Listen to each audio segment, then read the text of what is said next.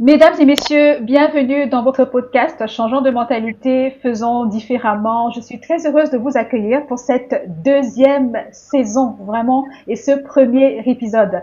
Changeons de mentalité, faisons différemment, le podcast qui vous édifie, qui vous sensibilise, qui vous forme, qui vous éduque, qui a pour objectif de parler de l'expérience client, bien évidemment, mais surtout de son impact dans plusieurs secteurs d'activité, divers secteurs d'activité ou divers domaines de compétences et vice-versa.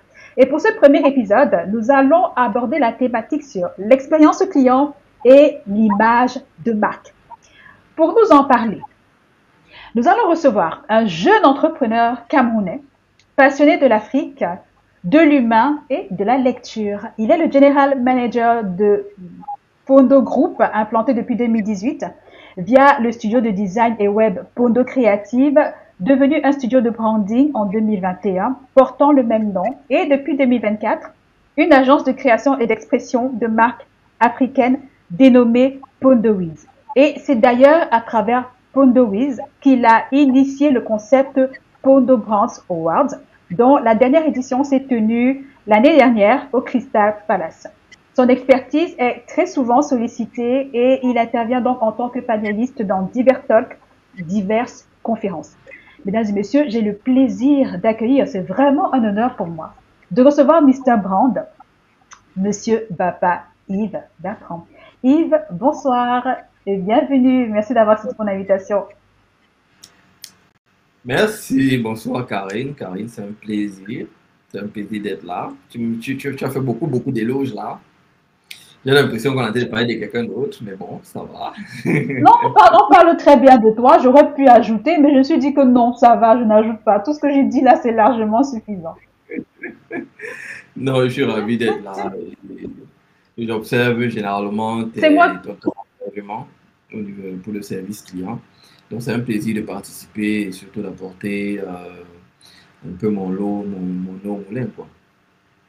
Merci Hmm. à toi en tout cas. Donc, je rappelle la thématique expérience client et image de marque. Et pour planter directement le décor, aujourd'hui, ce ne sont plus seulement les campagnes publicitaires qui construisent l'image de marque d'une entreprise, mais surtout et aussi les témoignages et les avis des clients. Le bouche à oreille est devenu, a le pouvoir en tout cas, soit d'amplifier, soit de freiner la notoriété d'une entreprise. Et une marque se définit par ses valeurs, par son discours, par sa promesse, mais c'est l'expérience client qui valide ou détruit cette promesse. Et pour prendre un exemple très simple, une marque par exemple qui prône la proximité, mais dont le service client est injoignable, crée forcément une dissonance. Chaque interaction client, que ce soit au niveau de l'accueil, que ce soit pendant la résolution d'un problème, est une opportunité de renforcer l'attachement émotionnel à cette marque. C'est quoi une image de marque? Quelle est l'importance d'une bonne image de marque? C'est quoi une expérience de marque? Quel est l'impact de l'expérience client sur l'image de marque d'une entreprise? Sont les différentes questions que nous allons aborder avec notre invité. Yves, si tu nous donnes la permission, on lance. Oui, allons-y, allons-y. Alors, si je commençais par nous définir de façon très simple, c'est quoi une image de marque? Ok, pour mieux comprendre, parce que généralement, il y a un terme qui est très utilisé, même dans mon domaine, on parle du branding. Généralement, c'est traduit en français sur Internet par image de marque, ce qui n'aide pas beaucoup, parce que c'est deux notions distinctes qui appartiennent au même groupe de compréhension. Mais quand on parle de branding, quand on parle de branding, on parle du processus conscient de création d'une marque, conscient et continu de création d'une marque. Quand on parle d'image de marque, on parle plutôt de la perception des gens par rapport à la marque. Ça veut dire que vous allez faire votre travail de création de marque, vous allez communiquer, vous allez avoir des stratégies X, Y. Vous voulez qu'on vous perçoive comme un lion, mais les gens vous perçoivent comme un chat. Comme un chat. Ou, voilà, ou bien ils vous perçoivent comme un oiseau. Donc, c'est la façon dont les gens vous perçoivent qu'on définit comme étant l'image de marque. Image de Donc, marque. il OK. y a vraiment ce distinguo-là. On peut travailler comme on veut, à vouloir, et là, ça va donc définir la réussite de la création d'une marque par rapport à ce qui était voulu au départ. Ok, on a voulu se faire voir comme des lions. Est-ce que les gens nous perçoivent comme des lions? S'ils nous Mhm. perçoivent comme des lions, c'est bien. S'ils ne nous perçoivent pas comme des lions, ça veut dire qu'il y a un problème. Soit on a mal travaillé la façon de transmettre notre message, soit le marché n'était pas prêt pour écouter ce type de message et les habitudes sociales font que la compréhension de la chose se transforme en autre chose. Et alors là, on questionne le terrain, on questionne les consommateurs, on essaye de voir pourquoi ils nous perçoivent comme ceci alors qu'on voulait qu'ils nous perçoivent comme cela. Et voilà, on retravaille la chose. Donc, c'est ça une image de marque. Ok, alors de façon simple, je vais résumer tout ce que tu viens de dire. Une image de marque, c'est la façon dont la façon dont les gens nous perçoivent en fait. C'est la Effectivement. façon dont les gens perçoivent une marque. Mhm.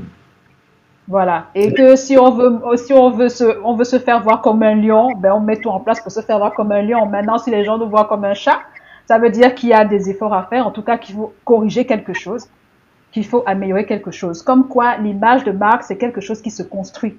Ça prend du temps et ça Effectivement. se construit sur la durée. Mhm. Exactement. Exactement, c'est ça. Alors, ok. Alors, quelle est l'importance d'une bonne image de marque pour une entreprise? Ok, une bonne image de marque.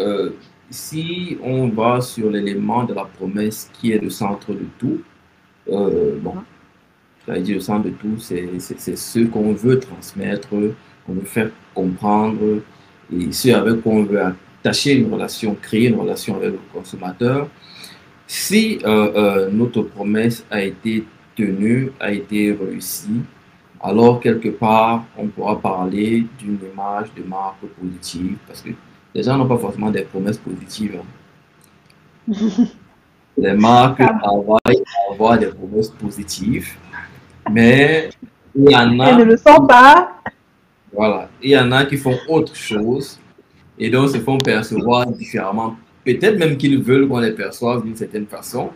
Donc, est-ce Mhm. que si vous avez voulu qu'on vous perçoive comme un mauvais sorcier, est-ce que c'est une mauvaise chose si les gens vous perçoivent comme un mauvais sorcier? Non, c'est vous avez réussi. Donc là, il faut Oui. savoir. Vous avez voulu qu'on vous perçoive comment? Comme X, comme Y. Si X est bon, si Y est mauvais, tant pis. Du moment où ça réussit, ça réussit. Donc, une image de marque qui est réussie, elle va créer quelque part de la cohérence et de la compréhension en ce qu'on est, en ce qu'on veut transmettre. Elle va créer de la confiance et elle va réduire les zones de friction entre le consommateur et notre produit ou notre service si nous vendons des produits ou services. Elle va aider à améliorer notre rendement financier, ça peut être des ventes, etc. Elle va Mhm. aider quelque part aussi à attirer les talents. Parce qu'on parle toujours de marque, là, on parle toujours. Il faut intégrer le fait que la marque n'est pas seulement une marque de produit ou de service. On a des consumer brands, certainement celle pourquoi on parle aujourd'hui. On a des marques de Mhm. consommation qui peuvent être des marques de produits ou de services. On a des marques corporate qui ne vendent pas de produits, qui ne vendent pas de services, qui peuvent ne pas vendre forcément de produits ou de services. On a des Mhm. marques organisationnelles, on a des marques institutionnelles, on a des marques pays, etc. Au bout de la chaîne en face, on n'a pas toujours un client ou un consommateur quand on parle de marque. Oui. Mais vu le Oui. contexte de notre échange, on va parler de consumer brand. Donc. Mais sachant que même quand on parle de consumer brand, généralement, il y a une marque mère qui est derrière, qui peut être une marque corporate, qui, elle, a besoin parfois de talent, donc de ressources humaines, qui a besoin déjà pour le recrutement, qui a besoin de garder les talents qui sont là. À chaque fois qu'une marque est construite, elle tend une promesse. Et si cette promesse est respectée, alors elle favorise l'agrandissement, le renforcement de son écosystème et de ses relations diverses. Ça peut être donc avec les clients, ça peut être avec les clients consommateurs, ça peut être avec des partenaires, ça peut être avec des talents. Et voilà, donc c'est ça que je peux dire là-dessus. Donc là, tu parles de marque employeur, en fait. Quand tu parles de talent, de recrutement, de ressources humaines, Oui, j'intègre, oui. tu parles de Là, marque. oui, on va parler de marque employée. C'est pour ça que je dis que dans un champ large, c'est ça. Si on se concentre Oui. sur le côté consommateur, ça va forcément renforcer la perception, créer de la confiance, comme j'ai dit tout à l'heure. Et quand on crée de Oui. la confiance et qu'on crée une vraie relation, on peut prétendre donner un certain prix à ces produits parce qu'on a réussi à aller au-delà de la notion de vente. On part au niveau d'une certaine perception qui est de la valeur. OK, qu'est-ce qu'on apporte? Quelle est la relation qu'on a avec vous? Et là, celui qui va même commencer à acheter le produit, le service, ne va plus se poser la question, oh, vous vendez ça 500 francs plus cher que les autres. Non, il y a une Mhm. relation et une confiance qui a été créée parce qu'il y a une promesse qui a été tenue. Donc, voilà, à partir de là, on peut augmenter ou bien avoir des prix plus onéreux que ceux de la concurrence, etc. Donc, ça favorise un certain nombre de choses. D'accord. Donc déjà, tout part d'une promesse faite par la marque, en tout cas. Mhm. Et donc, l'importance d'une bonne image de marque, ben, c'est en termes de confiance. Tu as parlé de confiance tout à l'heure. Mhm. Tu as parlé également d'attirer les talents. Tu as parlé Mhm. également d'améliorer le rendement financier de Mhm. l'entreprise. Et tu as parlé également même de corriger les zones de Friction. friction. Mhm. Voilà, Mhm. tu as appelé ça zone de friction. J'étais en train de réfléchir, je ne sais pas si tu peux nous illustrer ça, parce que je serais quand même curieuse de savoir.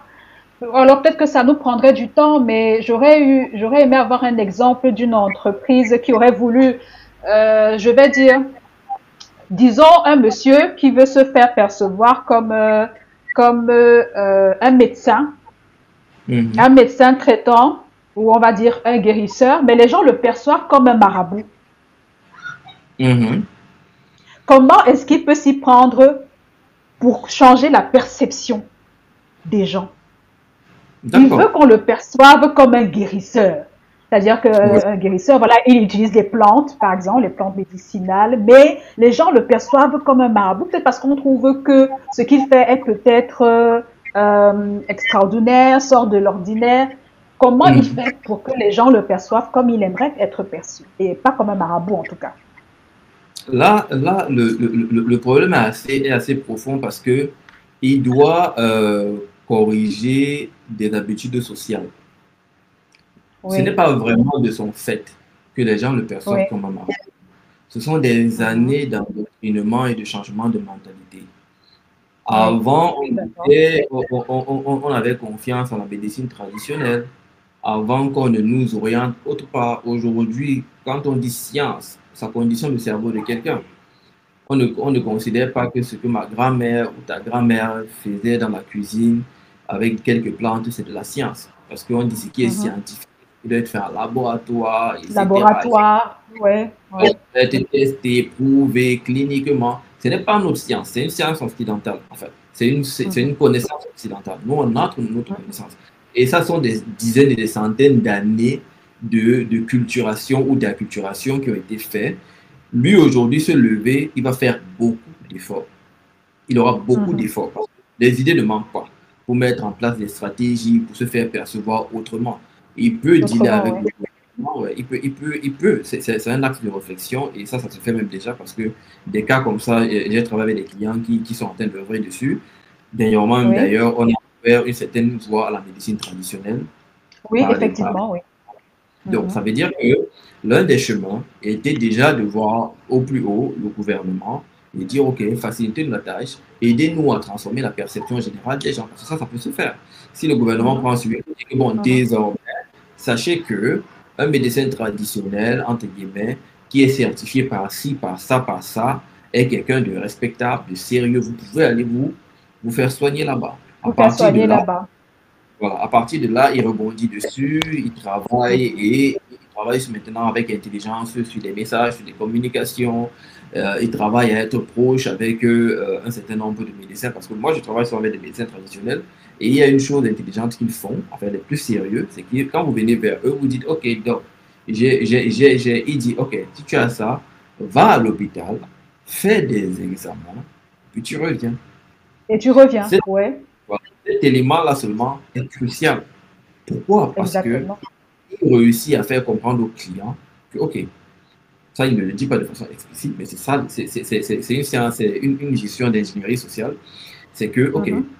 que tu as confiance à la médecine traditionnelle et aussi à la médecine normale, pardon, et aussi, vu qu'elle est Moderne, quand on va dire. même moderne, Mhm. merci, et vu qu'elle est quand même Mhm. précise pour donner un certain nombre d'informations au niveau Mhm. des check-up et des prises d'analyse, Et vas-y, d'analyse médicale, oui. voilà, Exact. l'analyse médicale, donc vas-y. Donc le patient va aller, il va dire, OK, ce type, il est sérieux. Au moins, il Parce ne que, me dit pas des choses comme ça. Il me ouais, il demande travaille en carrément. complémentarité. Mhm. Exactement. Donc, le client va se Mhm. sentir à l'aise, il va aller, il va faire son examen, il va revenir, il va dire, doc, voici tel examen. Et le doc va lui dire, OK, Ouais.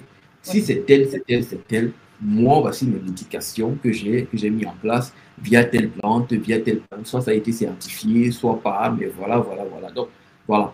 Il y a le gouvernement, il y a le fait de ne pas aller totalement à contre-courant de ce qui se passe. Et on va peut-être revenir sur la notion de contre-courant tout à l'heure. Quand il y a un problème, et là je le dis vu que c'est même le lieu, c'est de parler des clients, quand un entrepreneur ou une marque a un problème avec un client, qui ne joue pas d'ego pour résoudre le problème avec le client. Mhm. On ne joue pas d'ego avec le client. Pas Le du tout. client, on s'assoit, pourquoi il Et on a fait tel, tout pour le résoudre. on fait tout pour le Exactement. résoudre. Et je dis C'est souvent à mes clair. clients, quand ils viennent travailler avec moi, je leur dis, OK, voici le problème que moi je constate que vous avez. Dernièrement, je parlais avec l'une de mes clientes qui fait de la restauration. Et sur Twitter, il y a eu un débat il y a près d'un mois ou deux d'une cliente qui s'est plaint du fait qu'on lui fasse une livraison d'Aqua à Bonadjo à 1500 pour un produit, je pense, de 3000 ou 4000 francs. Et j'ai vu comment les gens, les vendeuses, enfin, puisqu'il y a plusieurs vendeuses sur Twitter qui font de la restauration, elles sont entre Mhm. guillemets montées sur la cliente. Oh, vraiment, vous ne savez pas comment c'est dû, etc., etc. Moi, je Mhm. regarde oui, un peu. Si j'ai l'occasion de voir en clientèle ou en conseil, je vais vous dire quelque chose qui va changer totalement votre business. On n'entre pas en conflit avec le client. Le client, quand il vient vous dire que j'ai tel problème, il ne vous juge pas. Il n'est pas là pour vous. Il a un problème. Il n'est pas d'accord Ouais. avec telle chose. Et au lieu de vous remettre en Mhm. question, Et il vous demande à ce que jouez. son problème soit pris en compte. Oui. Voilà. Oui. Au lieu de vous remettre en question, vous jouez d'ego. Alors, parmi vous toutes, celle qui aura ou celui qui aura l'intelligence de se remettre en question et de trouver une solution à ce problème aura une démarcation claire par rapport à ceux qui passent le temps Les autres. à jouer d'ego. Je lui ai dit, Ouais. la livraison, c'est combien? Elle me dit, ça aussi entre 1000 francs et 1500. D'ailleurs, même quand c'est encore éloigné, ça va à la 2000. Je lui dis que le jour où tu vas réussir à faire la livraison à 500 partout à Douala, ton business va augmenter son chiffre d'affaires de 3000%. Et quand je lui disais 500 livraisons, son visage se froissait. Il dit que vraiment, il dit que quand tu vas réfléchir, tu vas t'asseoir et tu vas travailler dessus. Parce que je peux t'aider même à trouver des solutions là-dessus. Parce que j'ai un ami qui a un business de restauration et qui fait ses livraisons à 500 partout à Douala. C'est pas impossible. Donc, voilà. Quand on a une situation avec un client, on ne joue pas d'ego, on se met à la place du client. On essaye sincèrement de s'interroger et de trouver une solution qui va l'aider. Et quand on a trouvé cette solution, parce que d'autres jouent d'ego, d'autres disent que c'est impossible. Pourtant, c'est possible. La plupart du temps, quand on sert bien les vis et qu'on crée des process, parce que les process aident Claire. énormément. Oui. Quand on Mhm. crée énormément de process et que tout est vraiment structuré, on sait là où il y a un problème, comment on peut encore tourner la vis là-bas pour améliorer la chose. Et c'est comme ça qu'on transforme une entreprise en une entreprise rentable, en écoutant le client, en gérant les process et en améliorant le service. Merci pour cette belle leçon, Yves. Je n'ai rien ajouté. Tu as tout dit. Je n'aurais pas mieux dit que toi-même, en tout cas. Alors, aujourd'hui, on parle d'expérience de marque. Qu'est-ce que c'est une expérience de marque? Oh, l'expérience de marque peut être simplement définie comme l'ensemble des interactions que les consommateurs auront avec les points de contact de la marque. Et ces interactions vont soit confirmer, soit infirmer ce qu'ils pensent ou la promesse qui a été donnée. Mhm. La marque a dit, euh, vous aurez, enfin, mes produits vont vous donner des cheveux soyeux, vous serez toujours beau, toujours belle. D'accord. Ok. Mhm. La marque met en D'accord. place des points de vente un peu partout dans la ville. Mhm. Euh, le client achète un produit, il arrive sur les réseaux sociaux, il est reçu euh, pas très cordialement. Il dit, bon, ok, bon, j'aime quand même le produit là. On m'a trop bien parlé de ce produit, même si la télé opératrice, Je vois la publicité à la télé. oui, je J'ai sais, l'impression que ça marche, donc je vais essayer. je vais essayer, même si la télé, je sais pas, la télé opératrice de la marque là m'a un peu parlé bizarrement, ça va, je vais quand même, le produit c'est combien, on me dit combien c'est, je peux trouver ça à tel point de vente, vous pouvez arriver.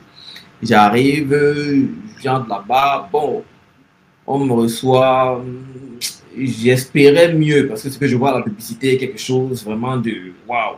J'espérais mieux, Mhm. j'achète quand même le produit, je pars, je commence à l'utiliser et puis voilà, mes cheveux ne sont plus comme avant, c'est pas cassant, mais ce n'est pas non plus soyeux comme je l'imaginais.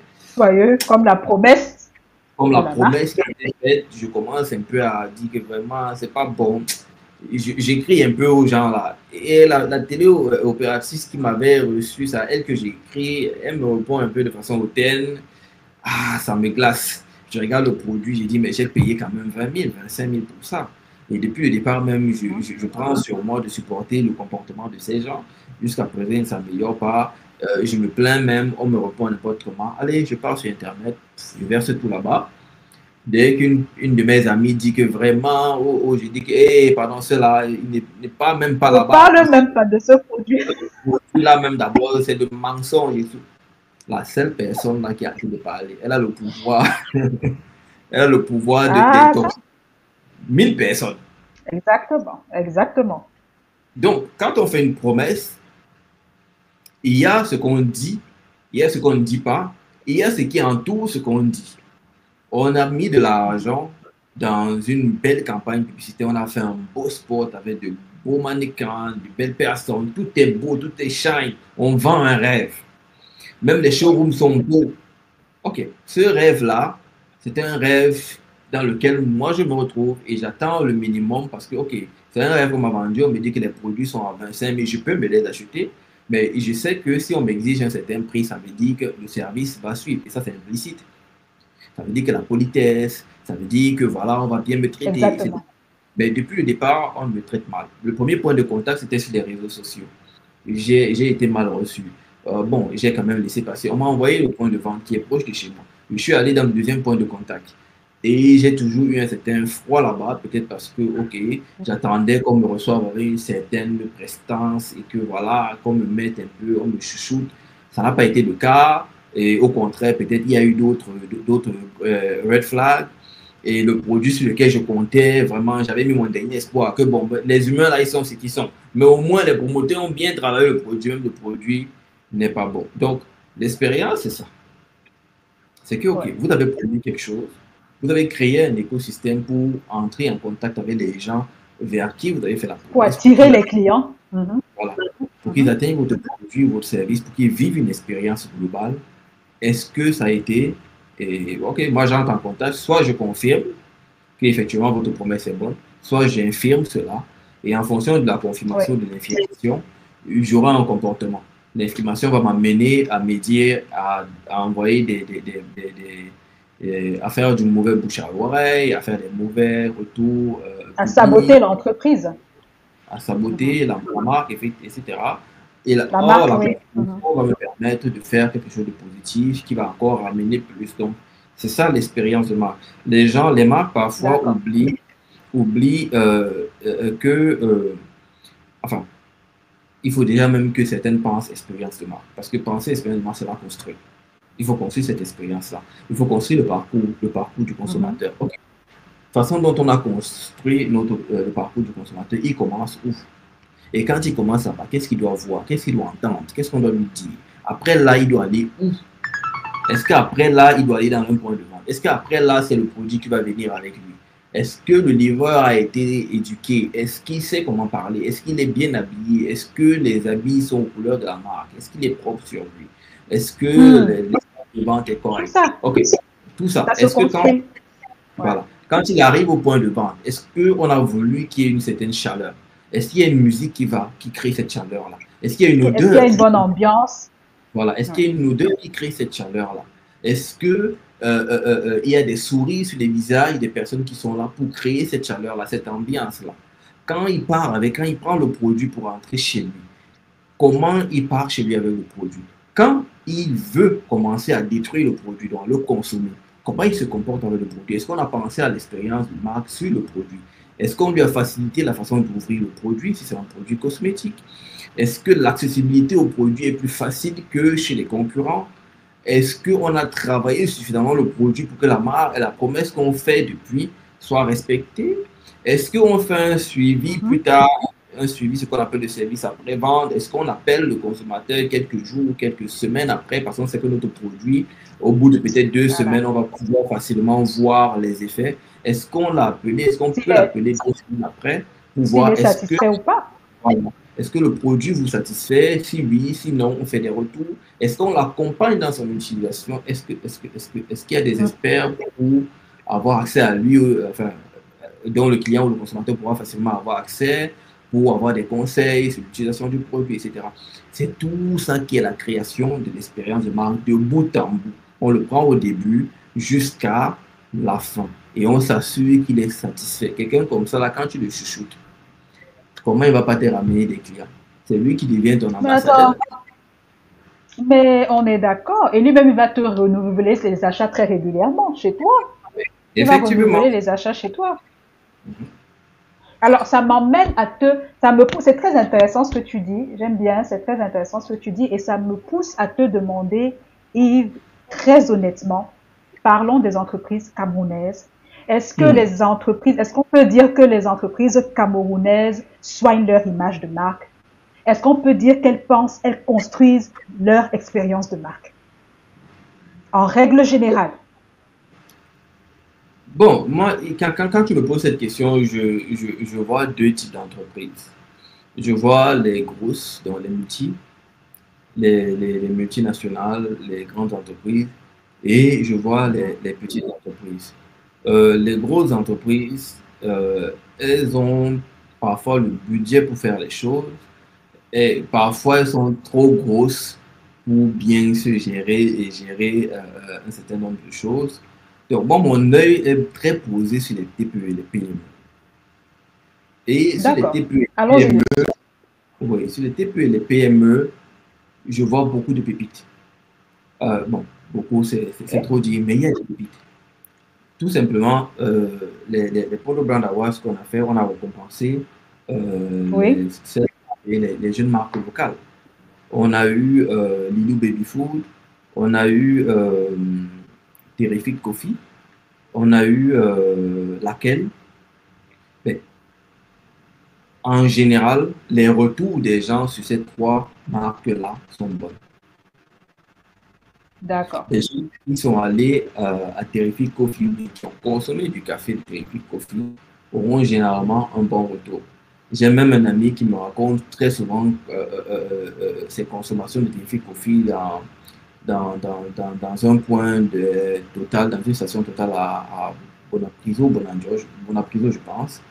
Et voilà la façon dont il y a une serveuse en particulier dans cette station-là qui sert de Terrific Coffee qui a une façon très spécifique et agréable de gérer les gens. Donc, ça a Hmm. marqué la personne. Voilà comment une jeune marque a su recruter un personnel qui est capable de marquer les consommateurs.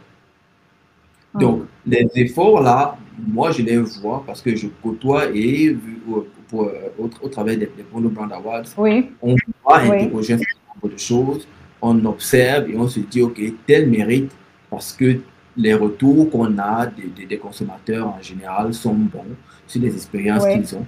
Ça dit que tout est parfait, ça veut dire que la majorité des choses sont faites. Et aussi, il y a ce côté-là que les TPE ont, les TPE camerounais, c'est que elles ont une force non négligeable par rapport aux multinationales. Elles sont capables de s'appuyer sur la fierté nationale pour créer une association et des connexions plus faciles et durables. C'est ce que Terrific Coffee a fait. Beaucoup de personnes aiment Terrific Coffee parce qu'à la fois, c'est camerounais, on connaît les jeunes entrepreneurs qui sont derrière, mais aussi, c'est bien fait et c'est bon. Pareil pour Lilou Baby Food. On connaît l'entrepreneuse qui est derrière, mais les produits sont bons.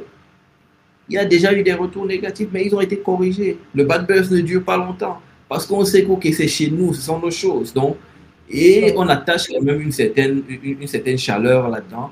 Et on apprécie le fait que de l'autre côté, la promotrice, parlant de Lady Baby Food, respecte le fait qu'ok, on donne du crédit aux petits balbutiements qui peuvent arriver, mais dès que ça arrive, Oui, ils font des efforts pour tout gommer pour et corriger. travailler. Donc, pour dire qu'on n'a pas besoin de gros budget, en faisant cette comparaison, on n'a pas besoin de gros budget pour créer de belles expériences. Non, pas du tout. Oui, Avec le oui. peu qu'on a, avec le peu de ressources humaines, avec le peu de produits, on doit juste être le plus sérieux possible et avoir une promesse qu'on essaye par tous les moyens de tenir aux yeux du consommateur. C'est aussi simple que ça. En tout cas, Tu as 5 employés qui sont en contact avec les consommateurs, que ces 5 employés soient les meilleurs, qui soient des pépites. C'est comme ça qu'on crée une notoriété grandissante au fur et à mesure. d'accord. Alors moi j'ai bien aimé l'exemple de Terrific Coffee que tu as pris du monsieur qui non seulement va consommer le café parce qu'il est bon, mais il y va parce que l'expérience créée autour avec la jeune dame qui a un service particulier par rapport Mhm. à la clientèle. Il se sent bien, c'est agréable, elle crée une bonne ambiance, donc tout ça contribue franchement à l'expérience de la marque Terrific qu'il consomme. Et tu Mhm. disais tout à l'heure par rapport justement au Pondo Awards qui récompense justement les marques camerounaises. C'est suivant, c'est vraiment vous vous basez vraiment sur les retours des clients, les avis clients. Et c'est ce que je disais tout à l'heure justement à l'entame, à l'introduction. Si tu te rappelles de notre échange, c'est qu'aujourd'hui, ce ne sont plus seulement les campagnes publicitaires qui construisent l'image de marque d'une entreprise, ce sont les Mhm. témoignages et les avis des clients. C'est vraiment Mhm. ça qui fait la différence aujourd'hui. C'est ça qui Donc, est plus juste crédible. voilà, voilà. Juste pour renchérir vraiment ce que tu disais, en fait. D'accord. C'est exactement ça. C'est exactement ça. C'est ça D'accord. Alors, qui pèse le plus, en fait. Mhm. on est d'accord, entièrement d'accord. Quel est l'impact de l'expérience client sur l'image de marque d'une entreprise? C'est vrai qu'on le dit en fait depuis tout à l'heure. En fait, rien que quand on parle même d'expérience de marque, on parle d'expérience client même à l'intérieur en fait. La dame, si je reprends encore l'exemple de Terrific Coffee, la Mhm. dame qui est souriante, qui est bien habillée sûrement, qui est Mhm. propre, qui est accueillante, qui prend le temps de comprendre la commande du client, de lui Mhm. apporter le café qu'il désire, peut-être de venir voir à un moment donné, est-ce que tout va bien, est-ce qu'il a besoin d'autre chose, est-ce que vous voulez que j'accompagne ça avec des petits gâteaux, des biscuits. C'est vraiment, euh, c'est vraiment C'est ça, ça. en fait. Ce que je peux rajouter là-dedans, c'est quand on, c'est vraiment partir encore sur la promesse. La promesse, quand elle est tenue, comme je dis toujours, promesse implicite ou explicite, quand elle est tenue, Mhm. elle crée une cohérence. Et les gens, la cohérence crée la confiance. Et la confiance cimente la relation qui devient durable. Et une relation durable, c'est je reviens consommer, c'est je recommande. Et ça crée aussi quelque part ce qu'on appelle, ça diminue le churn. Le churn, c'est la perte des clients. Ça Des diminue la clients, perte, oui. oui, ça diminue la perte de clients. Parce que voilà, un client est venu, il a compris pourquoi il est là, il a vu qu'on le respecte, il a vu que la promesse qui a été faite est maintenue, alors la confiance est créée, alors il reste. Et il va dire à l'autre qui n'était même pas là-dedans de venir. Il va dire à l'autre qui avait essayé de consommer, qui avait eu une expérience moins bonne. Non, toi, tu t'es juste tu étais un peu mal tombé. Bien réessayer, tu vas voir. Tu vas Bien un peu, voir, tu vas me dire. voilà, bien un peu rêvé. Et ça m'est même arrivé récemment. Il y a un restaurant qui a ouvert qui ne vend que du poulet ici à en face de Main Travel, si je peux citer le nom, au Coco. Donc, je suis allé là-bas la première fois, je pense, à leur ouverture officielle. Et la première fois, on nous a servi en 15 minutes. Vraiment, c'était rapide. Rapide. Et, Mhm. ouais, et les autres fois, ce n'était pas le cas. Donc, du coup, même avant que moi je n'y aille pour une fois suivante, ceux d'autres personnes à qui j'ai recommandé, tu vois, on m'a servi en 15 minutes, ils sont allés. Et eux, le service n'a pas été aussi rapide. Ils sont pleins. Aussi rapide. Tu es sûr que répare encore. Tu vois un peu, quand tu arrives et on Ouais, te surprend agréablement comme ça, tu as envie de dire aux gens, j'ai trouvé un truc, j'ai trouvé une pépite et tout, venez au profit ici. exactement. Exactement. Donc, Exactement. voilà un exemple précis. Je comprends aussi quelque part au niveau des entrepreneurs, ça peut être compliqué, mais moi, je ne leur donne pas tellement d'excuses, hein. Moi, en tant qu'entrepreneur, je ne me donne pas d'excuses. C'est que, OK, on se bat chaque jour pour améliorer Oui, l'expérience. C'est le cœur de tout. Si l'expérience n'a pas été bonne et qu'on s'est rendu compte qu'elle n'a on est pas été d'accord. bonne, on fait pour l'améliorer. Ouais. On n'est pas là pour On le blabla, améliore. on améliore. On améliore. Et si, parce que les gens observent, Tout s'ils te trouvent, simplement.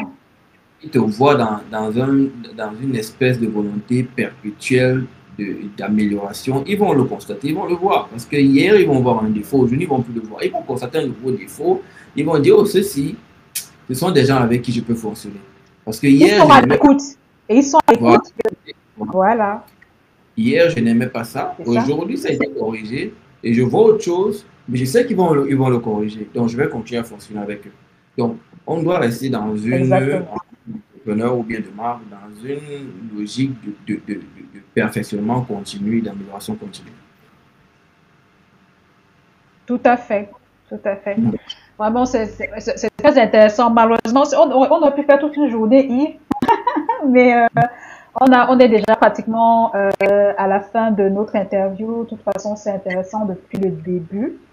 Et la dernière question, euh, ou alors pour conclure, je dirais vraiment que l'image de marque, c'est la perception, comme tu disais tout à l'heure, que les gens ont de la marque. Et Mhm. l'expérience client ou l'expérience client, c'est vraiment ce que ressentent justement les clients par rapport à la marque, par rapport à ce qu'ils vivent avec la marque, les émotions que procure la marque. Donc justement, par rapport à la promesse, on parlait de la promesse, qu'elle soit implicite ou qu'elle soit explicite Mhm. de la marque. En fait, je comprends, et pour conclure, l'un alimente l'autre. Les deux ne sont pas sont indissociables. L'un alimente l'autre. En fait, les deux ensemble construisent la perception globale de la marque. Effectivement. Voilà comment moi Effectivement. je vais conclure ça. C'est exactement ça. C'est exactement ça. Ok. Alors, pour terminer, Yves, avant d'être entrepreneur, tout ce que tu veux, un promoteur des Pondo Awards, tu es client à la base. Oui. Toi-même aussi, tu es client. Donc, en tant que client, raconte-nous, est-ce que tu as vécu une anecdote, est-ce que tu as une histoire à nous partager? Qu'est-ce que tu as vécu dernièrement en termes d'expérience client, justement avec une marque, que ce soit une expérience positive ou une expérience négative? Qu'est-ce que tu partageras avec nous?